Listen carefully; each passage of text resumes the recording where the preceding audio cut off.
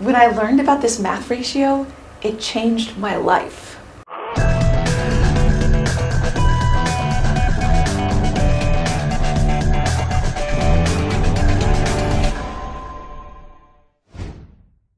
Okay, so I'm going to explain in this video a math and design phenomena called the golden ratio.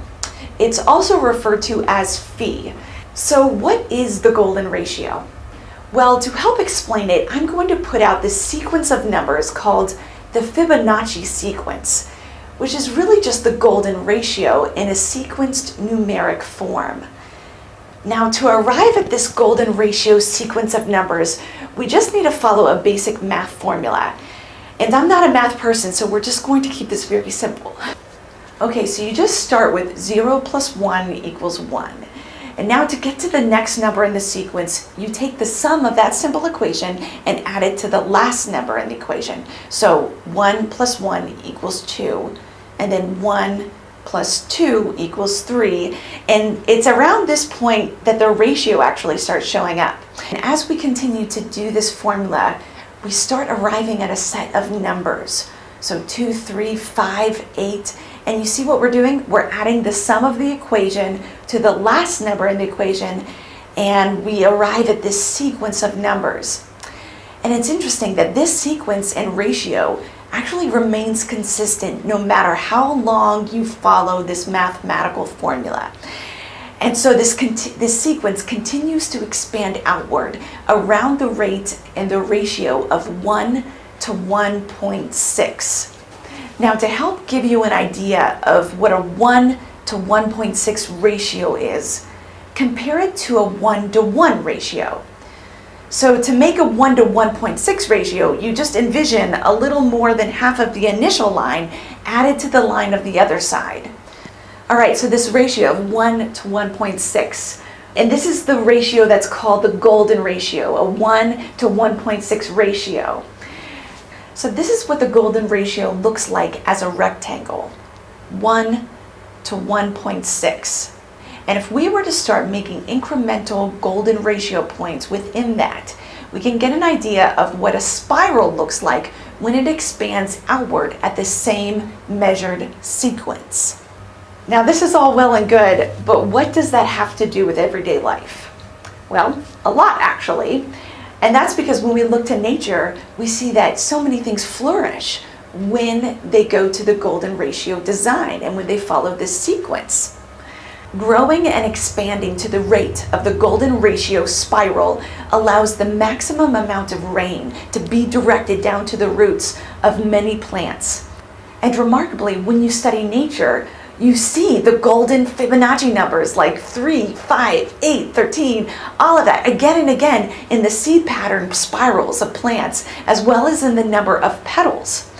Next time you're bored and have a sunflower, try counting the number of seeds in the sunflower spiral, the golden ratio.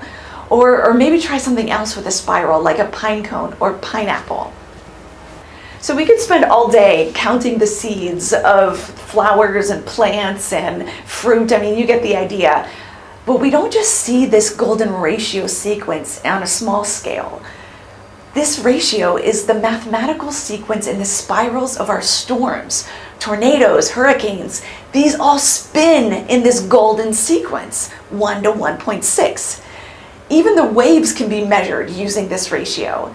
But it doesn't stop there. Modern technology continues to be mystified by the far-reaching scope of the golden ratio, from the alignment of the planets to the spirals of our Milky Way galaxy, as well as the spirals of other ratios in planets. Now let's take this closer to home.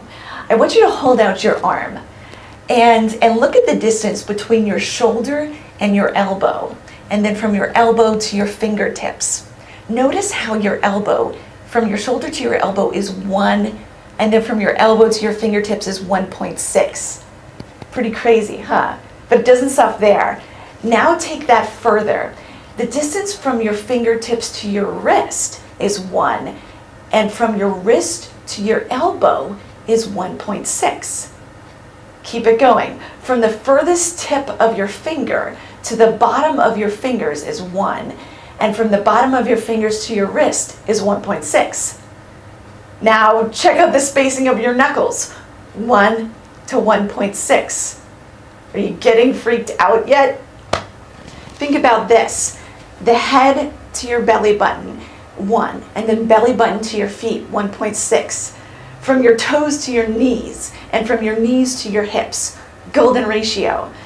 Ever wonder why your 2 front teeth are so much bigger? Golden ratio.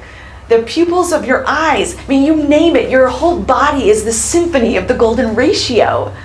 In fact, as you are listening to this video, the sound waves are passing through your ear in a perfect golden spiral. Scientists have discovered that the golden ratio pattern is necessary for the human brain, the neural system, our sense organs, and our lung system. The golden ratio sequence is even in the helix of our DNA, and it forms the very rhythm of our heartbeat pattern. This is pretty amazing if you ask me. The universe is an incredible place. And to think that these beautiful intricacies of the world all hang on a stacked razor's edge with the incomprehensible fine-tuning of all these precise constants and quantities which allow the universe to begin to exist. I mean, it's unfathomable. No wonder we are naturally bent to worship a higher creative power. I mean, we are fearfully and wonderfully made, and we live in a universe that is designed and hardwired to be life permitting. I mean, speaking of which, I think it's interesting that the golden ratio also comes up in the ancient biblical text. Scholars have noted that when you consider design measurements of things like Noah's Ark and the Ark of the Covenant, the golden ratio is an exact match to the measurements. Pretty interesting. Okay, so we've seen how the golden ratio is embedded into our life and even into our own heartbeat. So naturally, it's going to affect our aesthetics and the arts. It is believed that the Greeks used the golden ratio to achieve ideal acoustics, and many instruments are actually designed with the ratio. When you look at the amount of black keys and white keys on a piano, it should be no surprise that you see the golden ratio, and that's because the musical scales and notes align with the Fibonacci sequence. So scientists, mathematicians, and artisans have been aware of the golden ratio and have been incorporating it into their architectural and artistic designs throughout history.